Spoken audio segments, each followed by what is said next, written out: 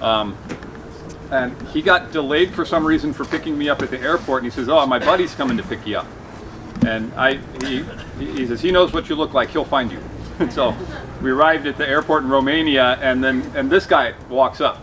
And Matt was a little bit more ragged, had more hair. He's a big guy, 6-something, probably 300-some pounds. So he picked us up, and we went and got into a little mini car. So that was ever since then we've been hanging out and having a great time. So, but Matt and his family are great. They always host us in Serbia. Just a couple of last thoughts about him. Matt has been serving there in Serbia, as he said, for almost 20 years now, 19 years. And just about a year ago, we were able to fly him back here, and he spent 3 or 4 weeks going back home to New York, down to Texas to visit some people, and then out here. And that was his first time home in over 6 years. And he's only been home 3 times in the last 20 years. So he's a guy that's gone and committed. And so he met his wife Petra there in Romania. Petra is a Romanian gypsy. So if you hear of the Roma people, that's Petra. That was her family. And so we've visited her family many times, and they do ministry in the village where they live and stuff. But keep them in prayer also. I know there's been a lot of issues with her family. So, but a couple things Matt would never say, but I wanted to share with you just some of the things that they're going through and facing, so you guys can be in prayer over. Is they are losing their house. When he said there's steps of faith that they're facing right now, this is what it is. They're renting a house currently, and they have to move out by the end of July. And in Serbia, you don't rent houses. You buy houses. And so finding a rental, especially in the village area, the small areas that he is, there's almost no housing available. So they're really praying about where they can go and what they can do. So we're praying about how we can be a part of that as well. We've talked about buying a property in Serbia and making a training center, a retreat center out there where we can train Serbian and Romanian and Moldovan and Russian and Georgian and all these sorts of pastors. We've had a lot of outreach from those people. So keep that in prayer, because there's a great opportunity to do some great work there. And last thing I'll say about him is during COVID, they have a Facebook channel where they do worship and studies and things on there. And they always had 1,000 people or so that would join in. During COVID, they ballooned up to almost 30,000 Serbians that would join in and watch their daily studies. So they've had a really great outreach, great opportunities. They've really grown. So Matt's a great guy. Love him, love his family. If you are interested in going to Serbia, let me know. Especially during the summers, they do those youth camps, and they would need a handful of people. So it's always great to have help. So if that is of interest to you, or as we talk about any of these folks throughout the week, if any of these places are of interest to you and you're like, hey, I'd love to go and see that and be a part of that, let me know and we'll help hook you up, or we'll put a trip together and we'll all go, or whatever. So but with that, we are going to be in Hebrews chapter 2 primarily tonight. I'm going to pass this around. You guys can take one and pass it on.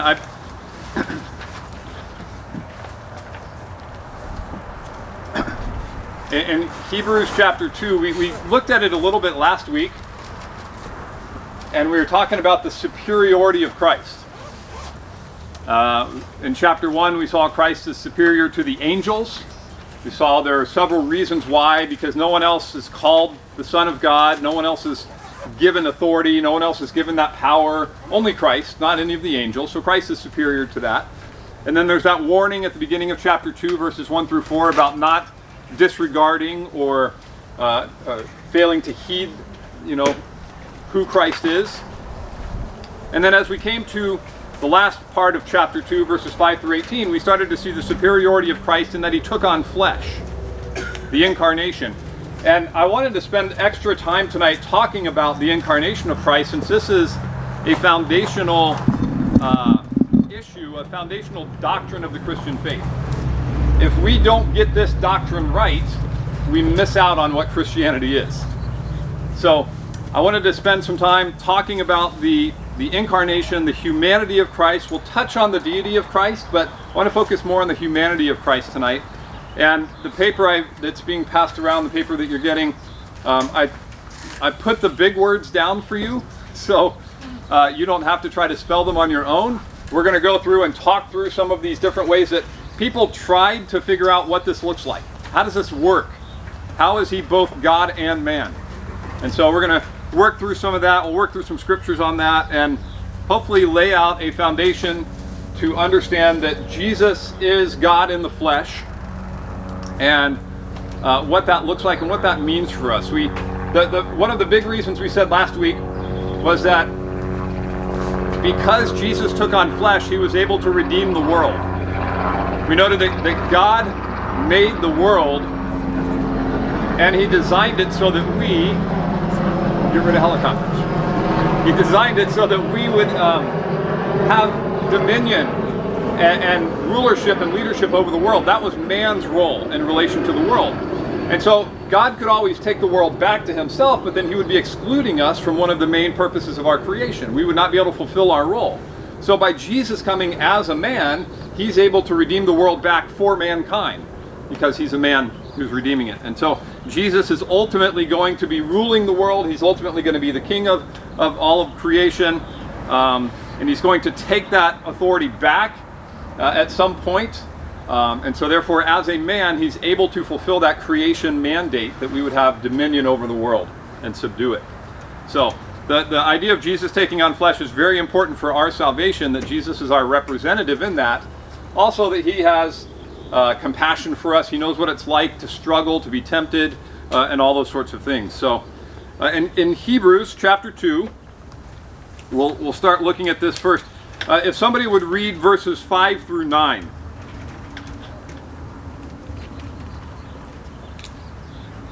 I can do it. For he has not put the world to come of which we speak in subjection to the angels. But one testified in a certain place, saying, What is man that you are mindful of him, or the Son of Man that you take care of him?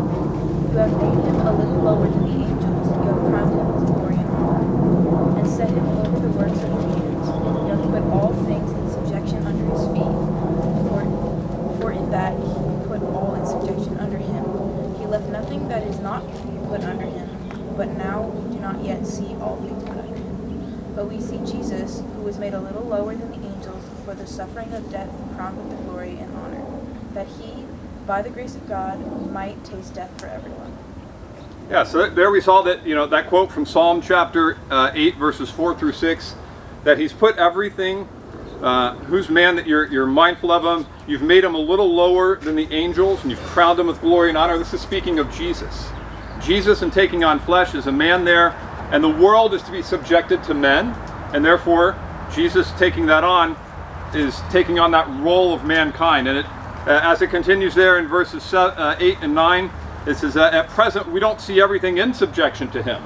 So everything's not in that final state yet, but verse 9 says, we see him who for a little while was made lower than the angels, namely Jesus. Now he's crowned with glory and honor because of the suffering of death, so that by the grace of God he might taste death for everyone. So in his death, in his resurrection, we have a restoration of our role and of our place, our right to live and have dominion over this world. And death has been tasted by Jesus so that we can have freedom from it. And so we'll get into that a little bit later as we start talking about Jesus being superior in other ways. And then in verses 10 through 13, somebody want to read that real quick? We'll just read this section a bit. Go for it.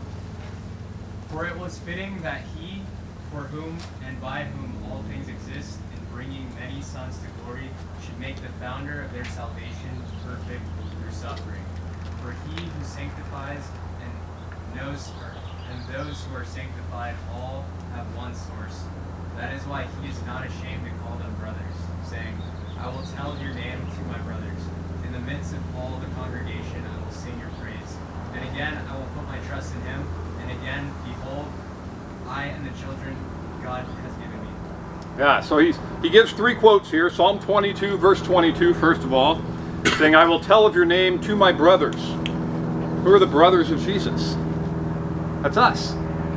We're relation to him in that sense. So in his humanity, he's made us family. So he's calling us brothers and sisters.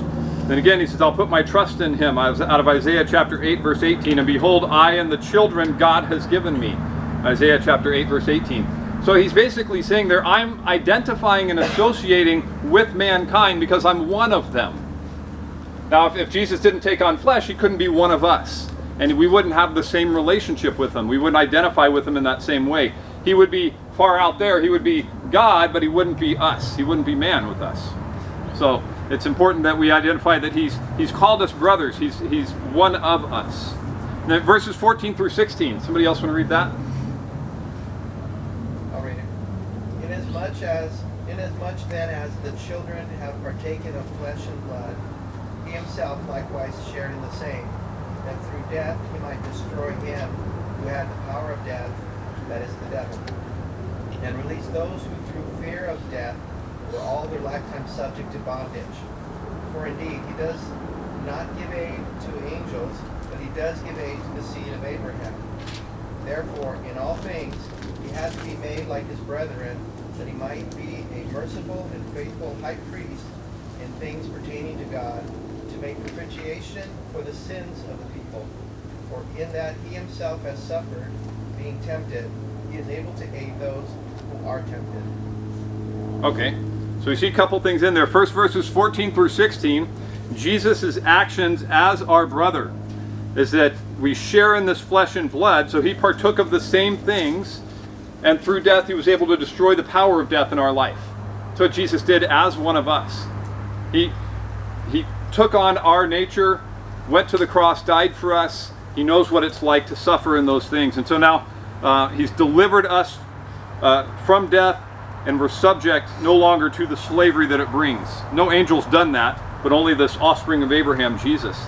And then now he's able to relate to us in verses 17 and 18. He's that high priest that can relate to us.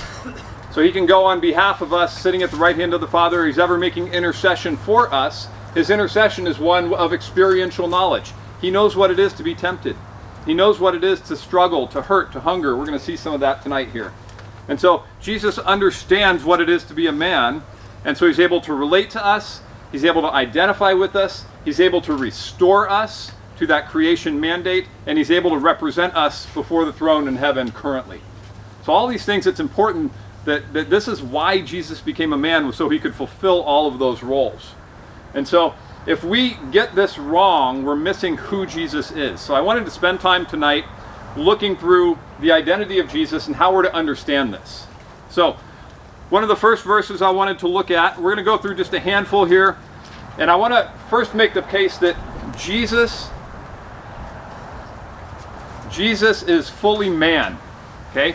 So we're going to take a few minutes here. We're going to lay out this case that Jesus is fully man. So in John chapter 1, verse 1, you guys have all read this verse, I'm sure. Starts off just like Genesis chapter 1. In the beginning was the Word. And the Word was with God, and the Word was God. Okay, well, we might ask ourselves, well, who's the Word? That's an odd thing to call a person, the Word. Well, jump up to verse 14, and it tells us this, and the Word became flesh and dwelt among us, and we have seen his glory, glory as of the only Son from the Father, full of grace and truth. And so in John chapter 1, it's very important. John identifies this is Jesus who is God. So Genesis chapter 1, Jesus was there at the beginning. Jesus was a part of creation. Jesus is God. He was with God and he was God.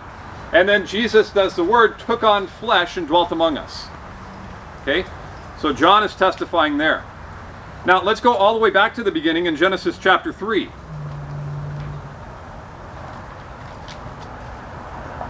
Genesis chapter 3, we have a phrase and a section that we call, it's called in theological language, the proto-evangelion. Yeah, there's a 50-cent word for you to take to your parties next weekend. The proto-evangelion. It's basically the first gospel. In Genesis 3, God gives...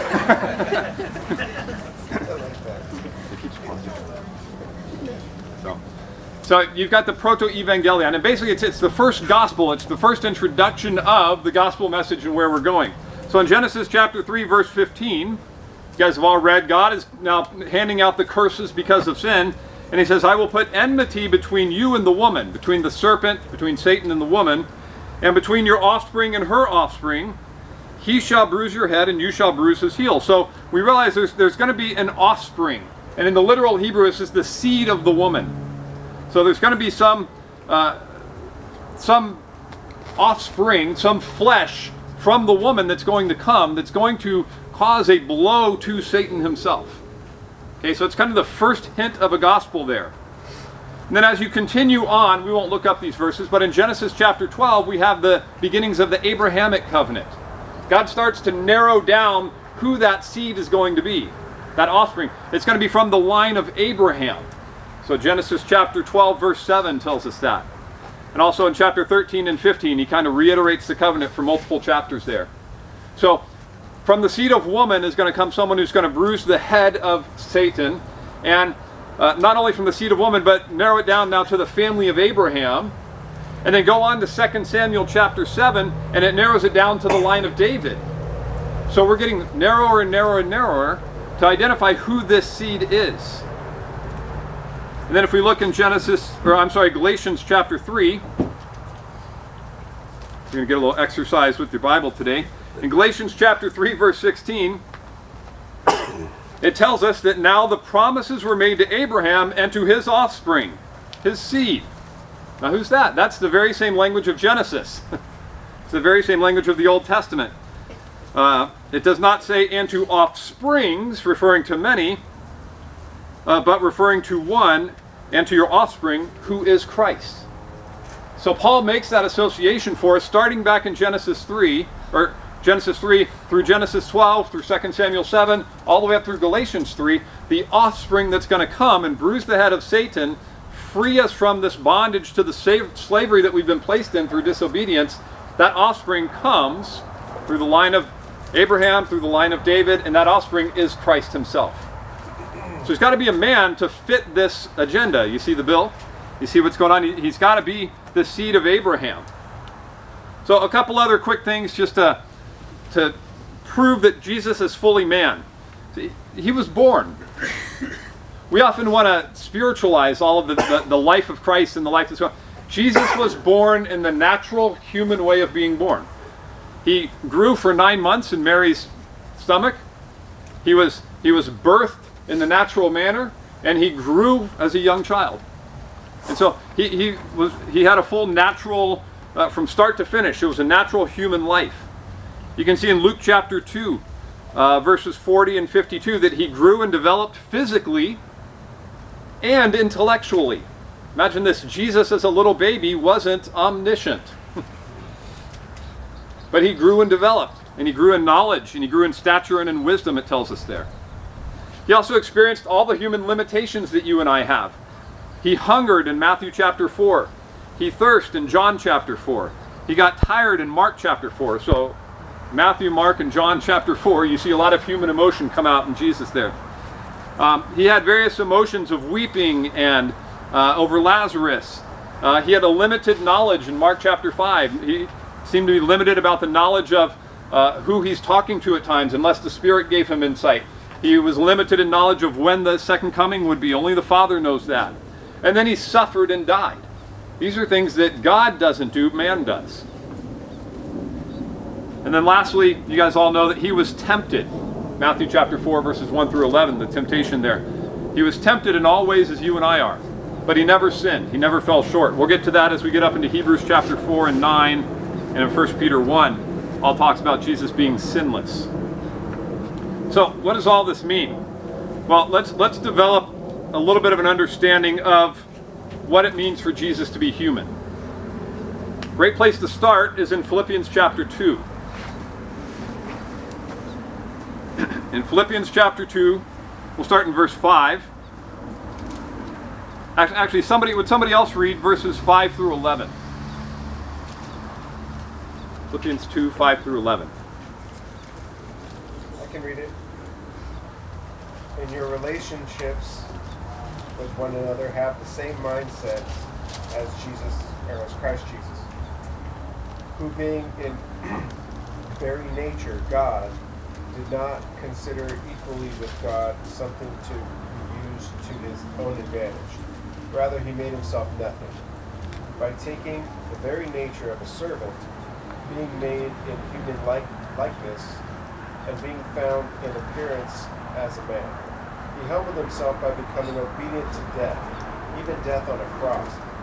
Therefore God exalted him to the highest place, and gave him the name that is above every name, that at the name of Jesus every knee should bow, in heaven and on earth, and under the earth, every tongue acknowledge that Jesus Christ is Lord, to the glory of God the Father. Yeah.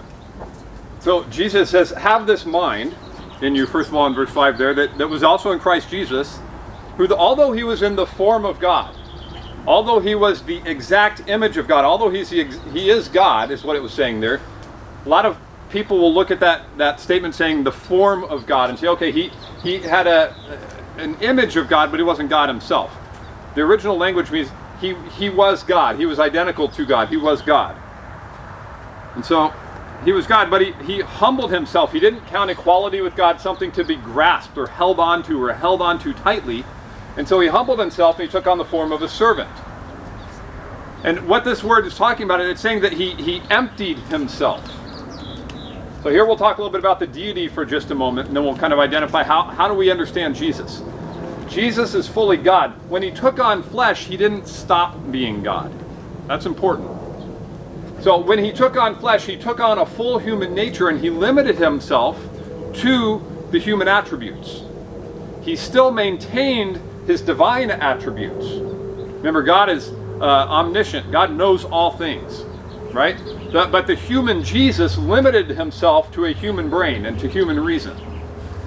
God has all power. He's omnipotent. Jesus limited himself to human power. God has eternity and infinity before him. He dwells in heaven. Jesus humbled himself, took on flesh, and limited himself to a fleshly body. So he didn't give up and cast away his divinity. It says he emptied himself, or he set those things aside for the time being. He still possessed them, but he didn't implement them. Does that make sense? He was still fully God. He was omniscient, but he didn't tap into that omniscient capacity in his humanity. So he was still fully God, is what it's telling us there. So he set those things aside, and he took on the form of a servant and was born in the likeness of men. He was born as one of us. And then he humbled himself and went to the death on the cross, so now he's glorified in heaven as God. And so that Philippians 2 is a very important passage in developing our understanding of who Jesus is. And then one last verse, and we'll get into that worksheet that I handed out for you. In 1 John chapter 4.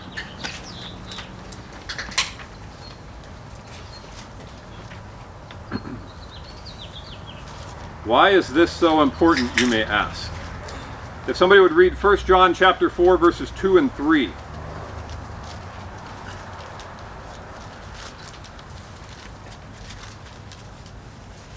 By this you know the Spirit of God. Every spirit that confesses that Jesus Christ has come in the flesh is from God. And every spirit that does not confess Jesus is not from God. This is the spirit of Antichrist, which you have heard this morning, and now is in the world. So what's the delineating factor? How do we test the spirits? You have to claim that Christ came in the flesh. Yeah. If you deny that Christ came in the flesh and took on humanity, that is the spirit of Antichrist. You're denying the identity of Jesus. You're denying his personhood. You're denying who he is. And he says, basically, stay away from that one. That's someone to mark out. That's someone that you don't want to be a part of. So the humanity of Jesus is important enough that John clarifies, and he says, this is a dividing line between godliness and anti-godliness. This is a battle line that's being drawn. If you deny that Christ came in the flesh, you are of the enemy's camp, is what he's saying. So it's a significant enough issue that we really want to be on the right side of this. We want to make sure that we understand and grasp this. So how do we understand this, that Jesus is both God and man? What does that look like for someone to have these two natures in one person? How do we understand that? And most of what I've handed out on that worksheet, we're going to identify a lot of these attempts very quickly, and we're going to try to lay out a biblical understanding of this. But most of this was people trying to wrestle with this doctrine throughout church history. So we're going to do a little bit of a church history lesson today, and a Christology doctrine lesson today, and you're going to come away with a lot of big words that you can use. But I wanted to spend some time on this because I'll finish and identify a couple of ways that these errors are still present in many religious movements today. These aren't historical errors, these are current errors. So we'll identify that as we get going here. But at the top of your sheet, there's a word there called the hypostatic union. And this is a term, this is our biblical view of how is Jesus both God and man.